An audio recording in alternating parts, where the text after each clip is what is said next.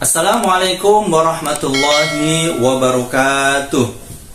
Apa kabar anak-anakku sekalian di sana? Sehat-sehat dan baik-baik saja. Semoga Allah senantiasa memberikan kita rahmat dan hidayahnya, serta semoga Allah senantiasa memberkahi segala aktivitas yang kita lakukan sehari-hari. Dan tak lupa kita senantiasa berdoa kepada Allah Subhanahu wa taala, semoga senantiasa diberikan ketetapan iman dan Islam di hati kita. Amin amin ya robbal alamin. Anak-anakku sekalian, kemarin Bapak sudah menjelaskan tentang rukun-rukun dari wudhu. Jadi kalau kita sudah melaksanakan rukun-rukunnya wudhu, maka wudhu kita sudah sah dan boleh untuk melakukan ibadah yang lain, terutama ibadah sholat. Akan tetapi, mengetahui rukun-rukunnya wudhu saja tidak cukup, karena ada hal-hal atau perkara yang bisa menyebabkan wudhu kita tadi itu yang sudah sempurna menjadi tidak berlaku lagi atau tidak sah lagi. Jadi kalau tidak sah lagi, maka harus mengulang wudhunya lagi. Nah, jangan sampai kita sudah wudhu melakukan hal yang membatalkan wudhu dan kita tidak tahu. Nah, itu nanti berimbas kepada sholat kita yang tidak sah. Untuk itu sekarang Bapak akan menjelaskan tentang perkara yang membatalkan wudhu. Perkara yang membatalkan wudhu ada 5. Yang pertama adalah keluarnya sesuatu dari kubul dan dubur. Yang kedua adalah menyentuh kubul dan dubur dengan telapak tangan tanpa ada penghalang. Yang ketiga, hilangnya akal. Yang keempat, tidur tanpa menetapkan pantatnya. Yang kelima adalah bersentuhan kulit antara laki-laki dan perempuan yang bukan mahramnya. Selanjutnya Bapak jelaskan.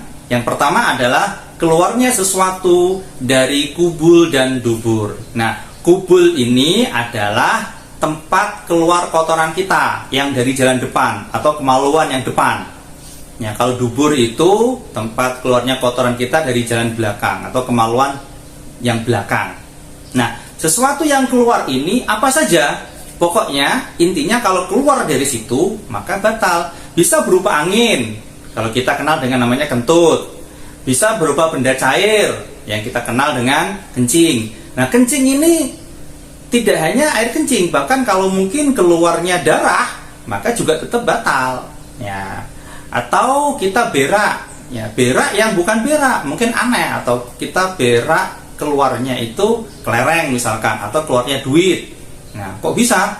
Ya pas kita main-main ngemut-ngemut kelereng, tiba-tiba kelerengnya masuk ke perut. Nah, kemudian berak keluar kelereng, ya tetap batal. Ya intinya apa yang keluar dari kedua jalan itu menyebabkan wudhu kita batal. Ya. Yang kedua adalah hilangnya akal. Yang kedua adalah menyentuh kubul dan dubur tadi dengan telapak tangan tanpa adanya penghalang. Ya, gatal misalkan digaruk. Nah, kalau bersentuhan langsung, nah itu batal. Tetapi kalau ada penghalang bagaimana? Kalau ada kalau pakai kain atau pakai sarung tangan, tidak, ya, itu tidak batal. Yang batal itu kalau langsung bersentuhan. Yang ketiga adalah hilangnya akal. Hilangnya akal ini bisa karena pingsan, ya. Pokoknya judulnya itu kita nggak sadar lagi gitu apa yang kita lakukan. Bisa karena tidur, nah, atau bisa karena sakit, misalkan sakit ayan. Habis wudhu, tiba-tiba ayannya kumat, dia kejang-kejang, pingsan. Nah, bangun dari sadarnya tadi, dari penyakit ayannya tadi, dia harus wudhu lagi kalau ingin melakukan ibadah. Yang keempat adalah tidur tanpa menetapkan pantatnya. Nah, ini itu bisa tidur terlentang, tidur miring, pokoknya tidak menetapkan pantatnya dalam kondisi tidak kita nyebutnya bersila lah gitu ya. Nah, kalau tidurnya bersila bagaimana? Tidurnya menetapkan pantatnya bagaimana? Itu wudhunya tidak batal. Tapi catatannya, tidak semua orang boleh ini tidur dengan menetapkan pantatnya. Catatannya adalah orangnya itu, kondisi badannya orang itu proporsional atau sedengan atau pas gitu. Tidak terlalu kurus, tidak terlalu gemuk.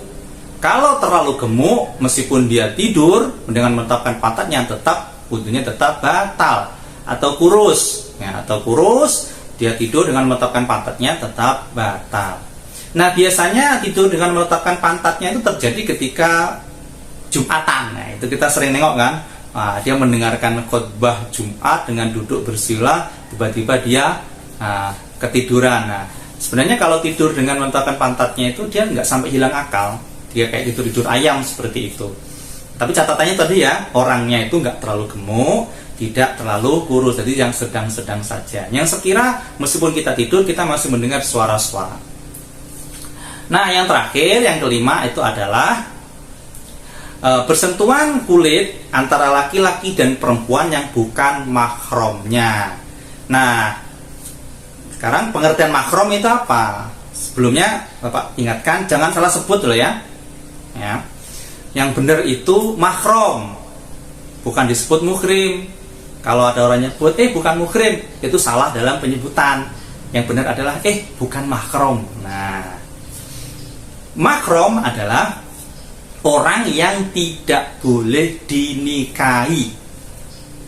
Jadi kalau kita menyentuh mahram kita, wudu kita tidak batal. Ya. Kalau bukan mahram, maka batal. Nah, siapa-siapa mahram kita? Siapa-siapa orang yang tidak boleh kita nikahi?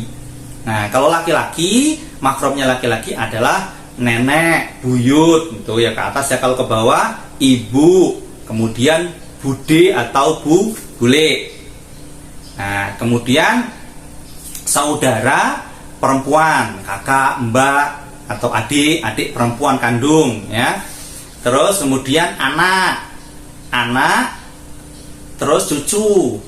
Nah, ada lagi keponakan ya. Keponakan ini anaknya bibi atau anaknya budi. Ada lagi saudara sesusuan ya, saudara sesusuan. Nah, kalau menyentuh mereka, wudu kita tidak batal. Nah, bagaimana dengan saudara sepupu? Saudara sepupu itu bukan mahram kita. Jadi saudara sepupu itu boleh dinikah dan membatalkan wudu.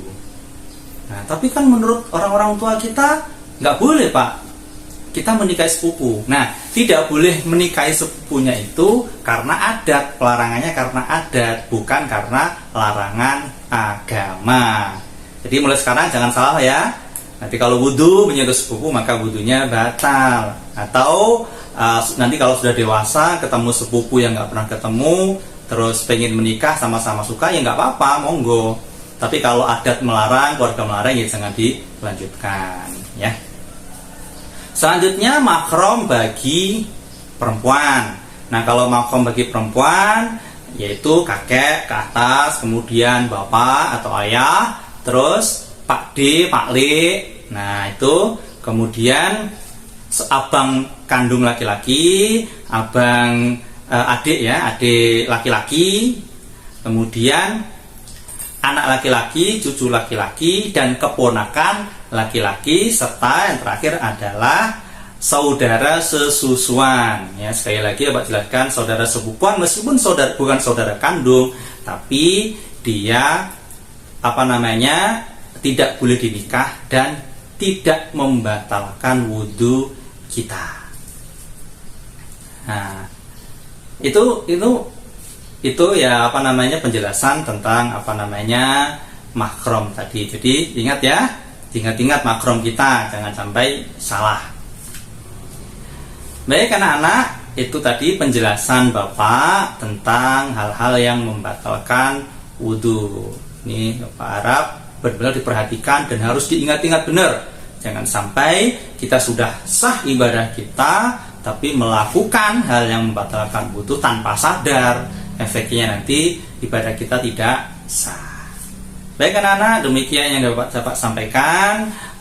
Kita akan bertemu lagi di lain kesempatan. Terima kasih semuanya. Saya lihat semua di sana giat belajar, rajin belajar, gapai cita-cita setinggi mungkin. Cita-cita tidak akan pernah bisa tergapai tanpa adanya usaha keras, yaitu belajar dan berdoa. Sekian, wallahu muwaffiq ila aqwamit thoriq. Wassalamualaikum warahmatullahi wabarakatuh.